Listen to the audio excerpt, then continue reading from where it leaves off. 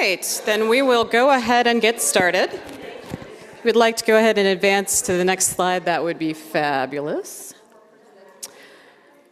All right, as we gather today, just wanted to, as is my tendency, pull up again the why we're here, just to remind everyone. I know that it's important for us to stay attached to what our purpose, our mission, and our vision are, and orient all of our meetings to that. So just putting that up there for visibility. If you could move forward to the next slide. Heidi is going to lead us in a chalice lighting.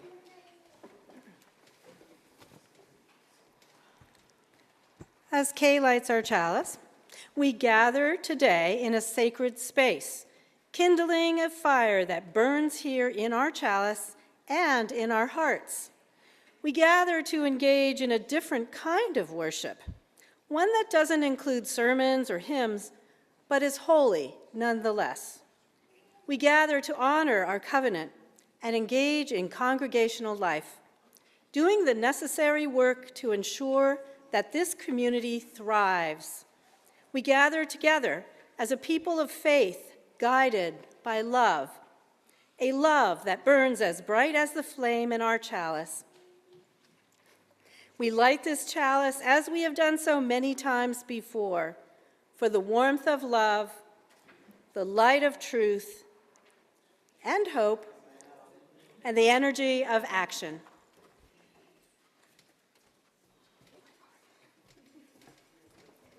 Thank you, Heidi. Can the membership committee let us know if we have quorum? Did we lose Mary? We do have quorum. Excellent. Thank you all for being here. Very, very, very much appreciate it, both live in the room and on Zoom. All right, next slide. The first order of business today is for approval of our 2023 annual meeting minutes. Is there any discussion from anyone on any portion of those based on what was published with the annual report?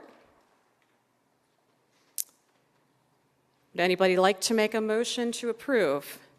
Okay, I think I saw Max first. Second, Apirisanis, all right. All in favor of approving the 2023 annual meeting minutes, say aye or raise your card. Raise your card.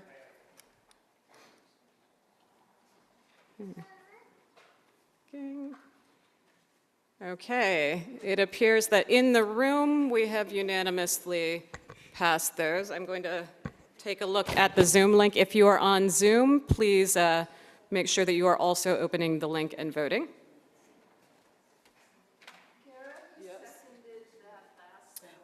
It's honest. Thank you. All right.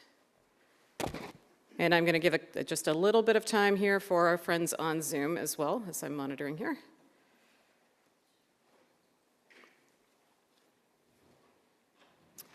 Okay. It appears that we have approved the 2023 annual meeting minutes. That was easy. All right. Moving on, please. Little bit of a fiscal year 24 in review. Just wanted to go through a couple of things here. One, we have a number of things to celebrate here. First off, we wanted to recognize and appreciate the folks of the Campus Action Rental team. There were a number of folks who volunteered on that for all of the work that they completed this year to step up and support. Just saw the budget or the treasurer's report for March, and through March we have already met fiscal year 24 rentals goal, so budget. So thank you. That is 100% due to the hard work of all the folks around here. So much, much appreciated. We have stood up and have in various stages of activation the adult RE team, pastoral care team, and the safety team. Those have been established. If there are folks who have interest in serving on any of the above teams, certainly we would welcome additional participation, and you can send that to me, or you can send that to anyone on leadership development as well. The finance team was stood up this year under the fabulous direction of Kay Ekman. Thank you, Kay. They have done a significant amount of heavy lifting on auditing the expenses that we have and going through every last line of that budget and seeing where they could do some things to help move us into the direction of a sustainable budget going forward. They have put forward the budget proposal that you all saw and that we will vote on today.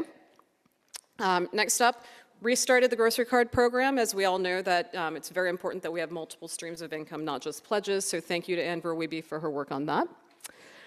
Thank you to Trudy and to a number of other folks, the most successful service auction in recent history. So thank you. Thank you, thank you, thank you. Under Jen Gregg's direction, we've managed to make some really fantastic repairs and much needed repairs to the masonry in the bell tower. So thank you. And thank you to all of those as well who have put forward special donations toward that, or who at the service auction put forward additional donations toward that as well. Emily is not here, but I think all of us would be very remiss if we did not call out the hiring of Emily Hall this year. She's been a tremendous, tremendous addition to the home. And then last but certainly not least, and there are tons and tons of other things that we could put up on this slide, so I didn't want to take up the entire meeting with those, but last and certainly not least, addition of 17 new members this year, which is just absolutely tremendous, so thank you. All right, so then moving on.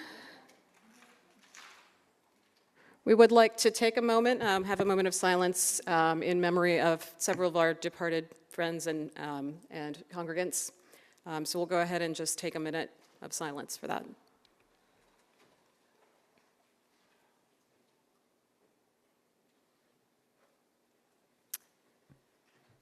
Okay, thank you. All right, so next up, I know many folks in this room, if not all but 6 people in this room, are wondering what's going on with the transitional ministry search. Those of you who are on Facebook or who pay lots of attention to your e-news will have noted that we did opt we interviewed, we had 5 very strong interim ministry candidates, 5 fantastic candidates coming out of the gate. 4 of them we opted to interview. They were all very strong as well. But after lots and lots of very UU-style robust dialogue and soul-searching and spending some extra time and taking a break and coming back together and having more conversation, we opted to discontinue the interim ministry search and to change our search into a contract ministry search. So as of this week, we have 2 incredibly strong contract ministry candidates. We interviewed the second one this week. We're delighted to be moving forward to second interviews with both of them on the week of the 28th, after Memorial Day. So we are very hopeful that we will come back to you with some good news not long after that. We're still targeting an August 1st date for hire. So more to come on that, but just know we have been absolutely delighted with the caliber of candidates that we have had come in. So any questions on that? Yeah, who's the group doing that? Is from the board, we have myself, Jenny Horvath, and Susanna Smart. And then we have been thrilled to have Reverend Christy Anderson, Randy Rahutsky, and Rhonda Richardson also joining us. They're continuing, yes. They have been kind enough and generous enough to share time to continue doing that, yes.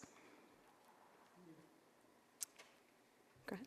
What's the difference between a settled minister and a contract minister? So a contract minister, a settled minister, there are a couple different things, is called by the congregation, by congregational vote in a meeting such as this, and is by definition a full-time, ongoing, continuing, unless there is a reason that we would remove them from ministry. A contract minister is hired for a specific period of time. They may or may not have the same set of duties. In this case, they will probably likely have a very similar set of duties. But that contract will expire, and unless we continue to renew it. Does that help?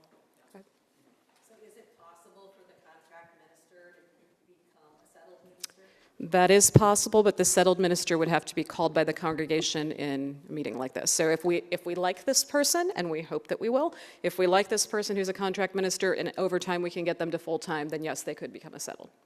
I just want to say we have people on Zoom. Thank you. So, well, I don't know if they're saying anything right now, but if you have questions, I'd like you to either use the microphone or we'll need to have those questions repeated. Thank you.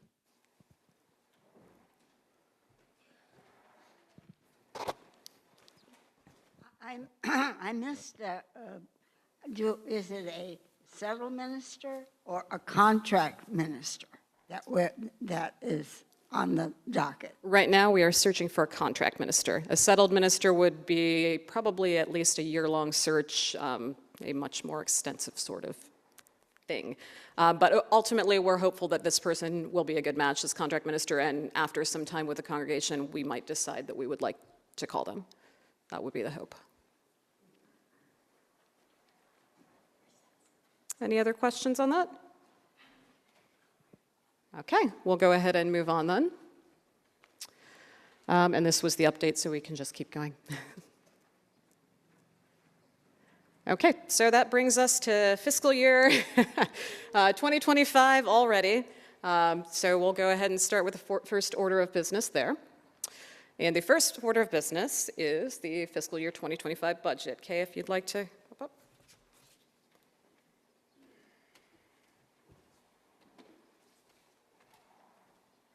Hello. You can go to the next slide, please. Again, thank you so much. We had a record pledge campaign this year. So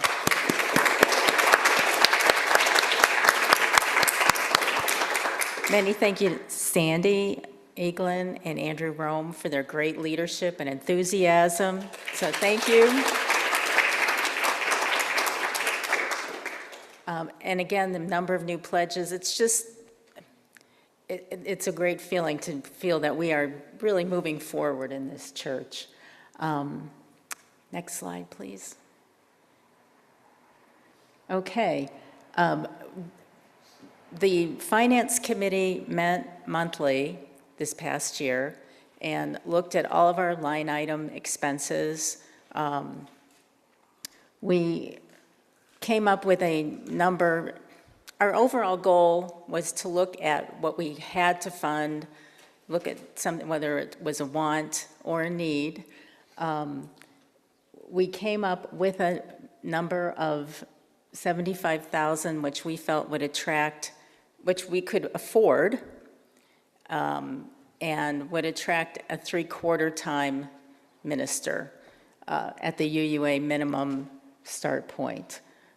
So using that figure, thank you so much. I know the search team has been diligent about keeping to that number.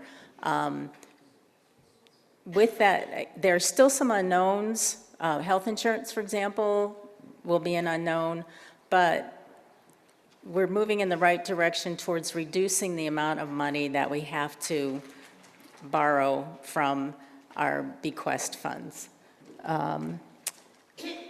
I know we've done a lot of meetings previously we've passed out line item budgets.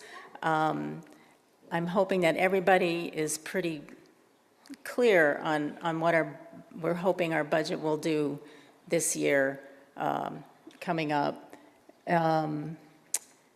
We did give the staff this year a 3% raise. They've not had a raise in quite a while. This won't bring them up to the UUA minimum, but every little bit, it's better than a punch in the nose. And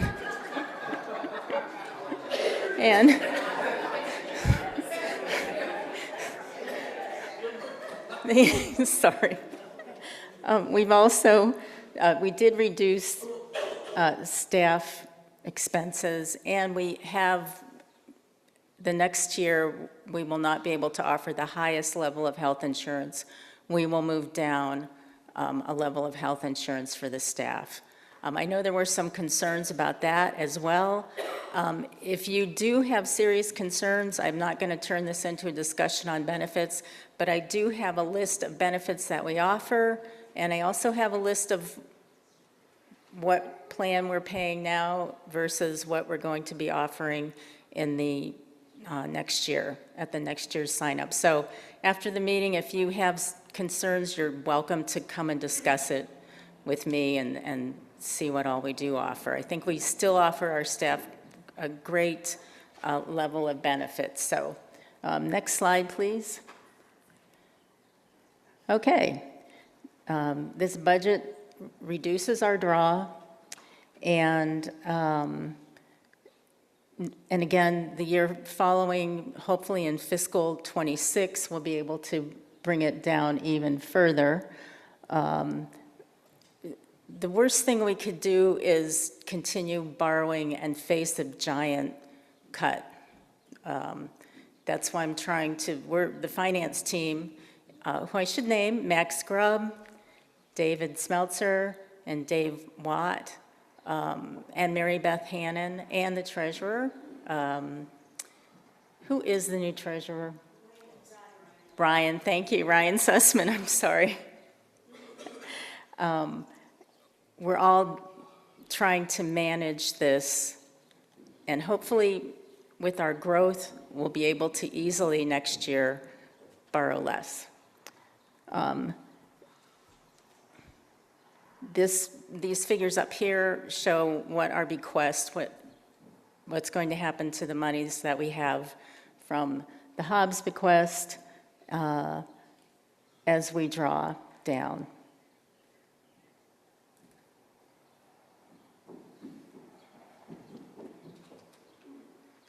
I just noticed that we have this right here. I'm cranking my head to try to read this up here. Okay. Next slide, please. This is our recommended budget. Again, we've had a couple of sessions where we've discussed this, and we've also had a line item and slide. Are there any questions about this? Is our source of income that we're expecting. And I do want to call out grocery card sales and the rental team, Katie and the group that's handling all the volunteers that are helping out with the hall are just hitting it out of the park. So a big thanks to them. Next slide. Oh, I'm sorry, Swanee.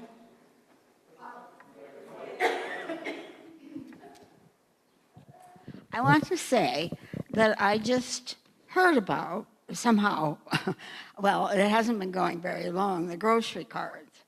And I thought, you know, I buy most of my groceries at one of the places that's on the, you can get a card. And I thought, well, this is a no-brainer. You know, this money is going to go to the church. Why not? And then when I discovered, and when you have, you get points or whatever it is, you know, to get back money. I still get the points. I still get money back. I mean, it's you know, it's a great program. Thank you for the testimonial. Yes, Dave. Oh, sure, Sam. Okay, real quick. One of the things that I very religiously do is I keep all my Acme receipts during the community cashback time, and I have an envelope on my kitchen table, and when I come in with the groceries, I check what my community cashback is. I toss the ones that don't have any community cashback, but I put ones in an envelope. Somebody on one of the Facebook pages gave me all of her community cashback stuff. I was able to turn in over $200 worth of receipts this last time. So if you shop at Acme like I do, and it's during, I think it's August to, I don't know, January, February, something like that, check your community cashback, keep those receipts, turn them in here to the church. We get money from that, and that's really important. It's not a lot. I mean, like I said, I turned in like $200 worth, but that's money in our pocket. So be very aware of that. Yeah, Elaine might know a bit about that.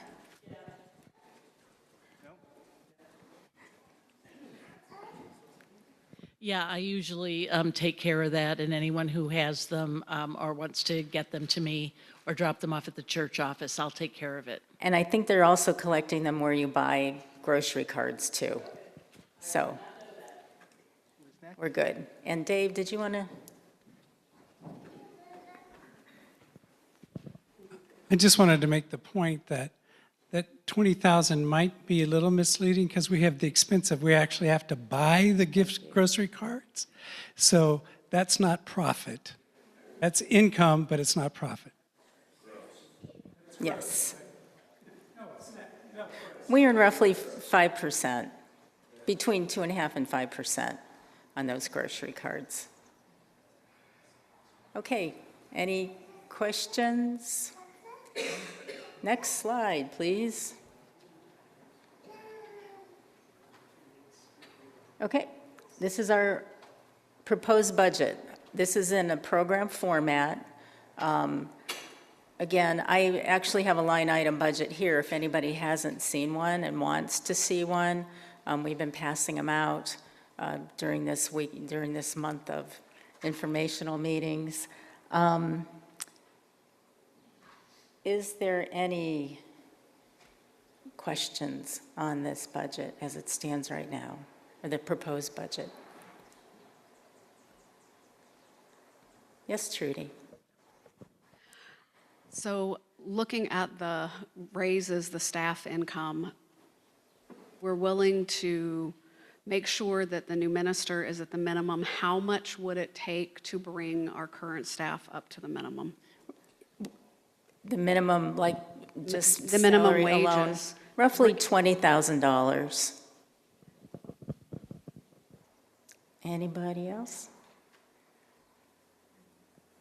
Yes, Swanee. I would like to know what you anticipate for, what kind of things are going to be done with the social justice and community outreach budget. Specifically what it consists of? What is designed to cover? Yeah, what line items are in there? Okay, let me get my other hat. Let me just roughly say, social justice and community outreach. Can somebody on my committee help me out here, or familiar with the program budget? I'm trying to think of what line item. It includes the youth dinners, and I would say more than half of it is youth-related. Yeah, let me grab my line item, Swanee. I'm sorry, I'm suffering from anxiety talking to a bunch of people, and these numbers are not coming up out of my head. Okay, things like lay leader development, the fellowship, because it's internal and external outreach, things like coffee hour, the personnel, well, that's community within. Okay, it is, again, the community meals, monies for the Social Justice Committee, for the Racial Justice Committee, and the time, it not only reflects like the line item amounts of specific things that we're going to buy, but also the hours that the staff put in on those particular topics of social justice and community outreach. Does that help? I mean, it does not include like the monies that we collect every month for, okay, that's a separate thing, and that's literally tens of thousands of dollars that we send out yearly. Yes, Don?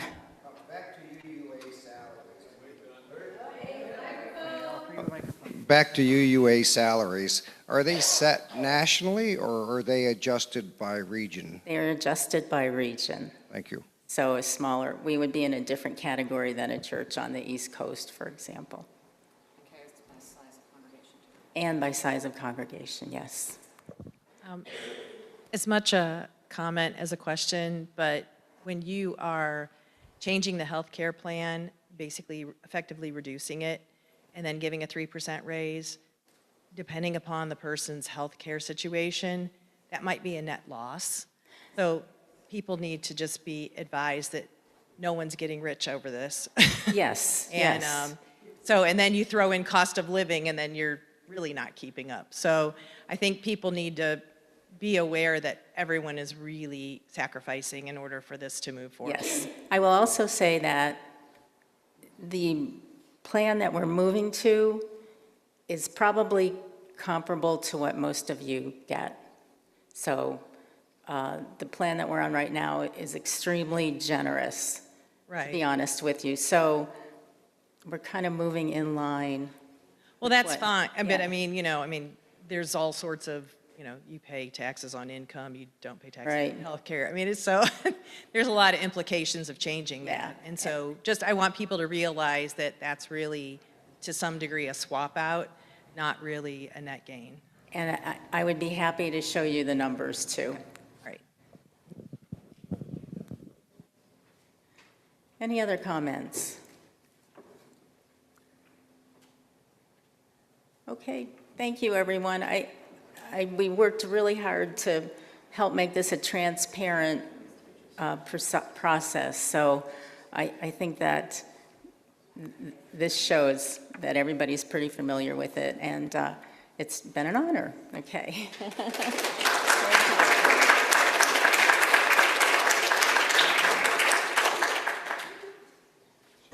Okay, so any further discussion? Would anybody like to bring a motion related to that budget? I saw Sandy first. Sandy is moving. Did I see Don seconding? Don second. All right, so all in favor of passing the fiscal year 2025 budget as proposed, say aye and raise your card very high. Okay. All right, if you're on Zoom, please make sure that you have hit submit, have voted on all the items and hit submit so that we can count yours as well. Okay. All right, are there any abstentions? Okay, I've got one abstention and I've got one absentee. Abstention. Okay, we've got 3 abstentions. Okay, all opposed, same sign, raise your card. Okay, it would appear that we have passed the fiscal year 2025 budget as proposed. And thank you again to the committee that worked on that budget. I know that there are a lot of really tough conversations and decisions. This is not easy work for anyone, and we are all in violent agreement. Maybe that's not the right adjective, but we are all in agreement that we really want to be in a place where we're paying staff fair wages per guidelines, and we're paying our full fair share and all those things. And we're moving in that direction. So thank you to all of those who have made that work. All right, so probably an easier one.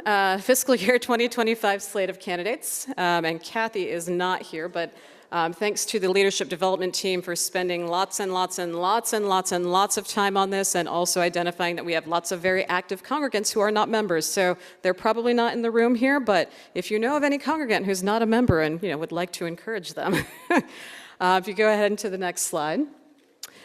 So as you can see up here, the proposed slate for next year for Board of Trustees, Randy Rahutsky and Claudia Miller. Thank you to both of you for stepping forward.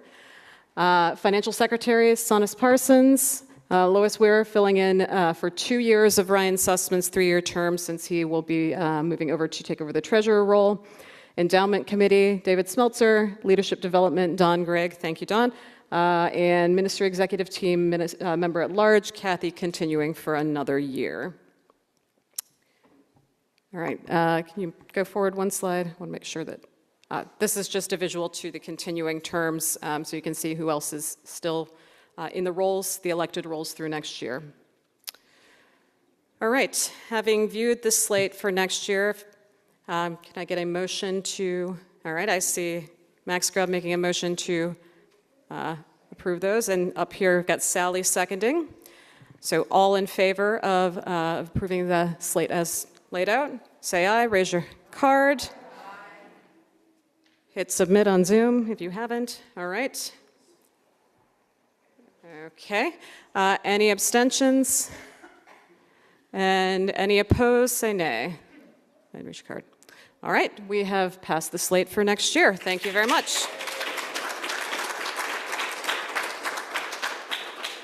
All right, and the really exciting portion, the bylaws revisions. We want to. I know I found it exciting to go through. All right, so next slide, please.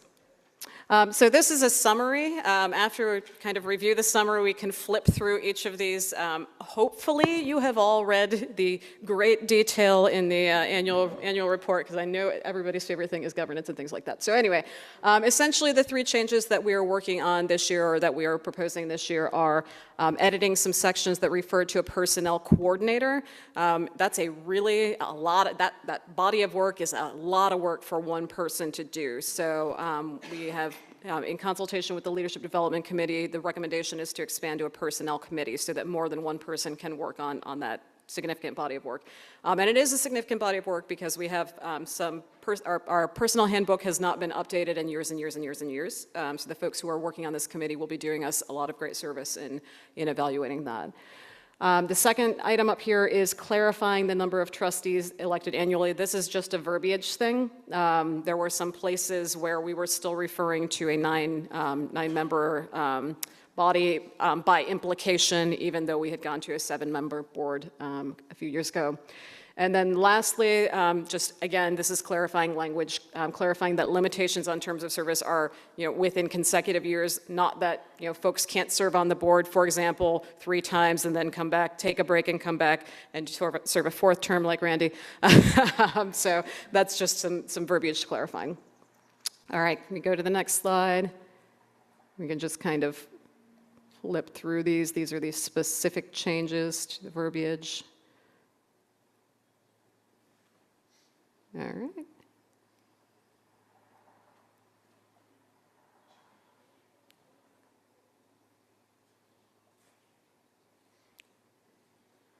Okay, so we'll pause there. Is there any question or any further discussion on bylaws revisions? Oh, I know you all have lots of deep and burning questions about this. All right, looking online, double checking. All right. Would anybody like to make a motion to, all right, I see Jenny's hand first, and second, I think I saw Lori. All right, so all in favor of revising the bylaws as proposed, say aye and raise your card. Aye. Okay. Any abstentions? Okay, all opposed, same sign. We have passed the proposed revisions to the bylaws. Fabulous, yay, thank you.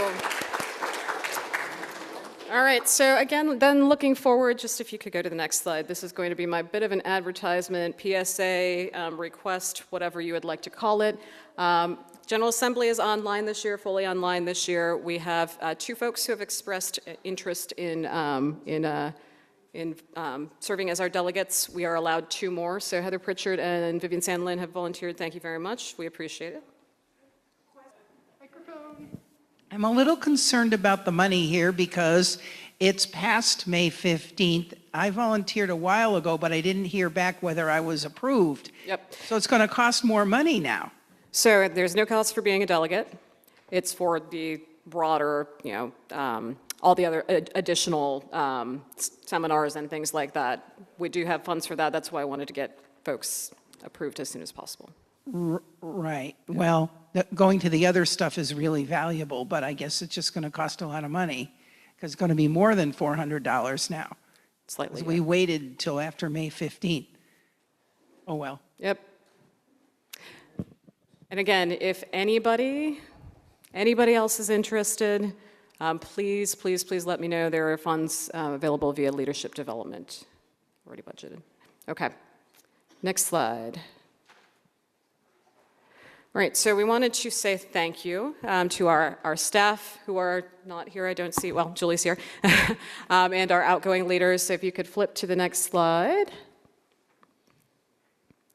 Outgoing folks, up here, as you can see, Heidi, Carol, Sonis, Bonnie, and Kathy from Leadership Development. Also, a tremendous amount of thanks to all of you who have put in so much work over the last couple of years. Lots and lots and lots of change.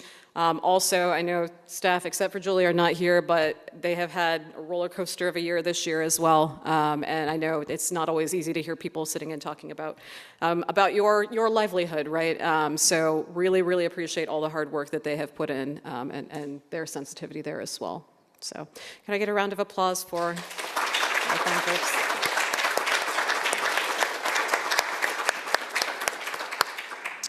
All right, next slide. That brings us to extinguishing the chalice. Oh, Ginny? Before we close the meeting, I just wanted to say something to Kara as our moderator. She has done a tremendous job in a difficult year.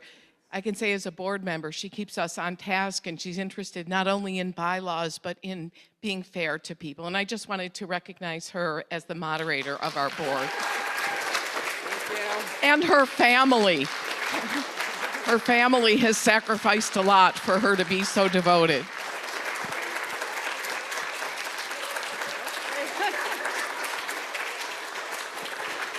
Thank you. Okay, Heidi, thank you all.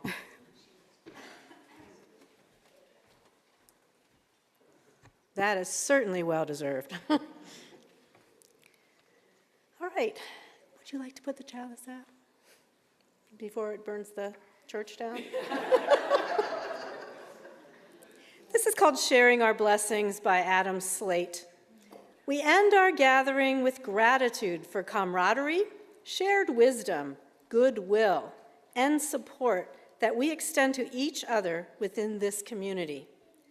May we continue to bless each other with these gifts, and may we reflect these blessings back out into the world as we minister to those around us.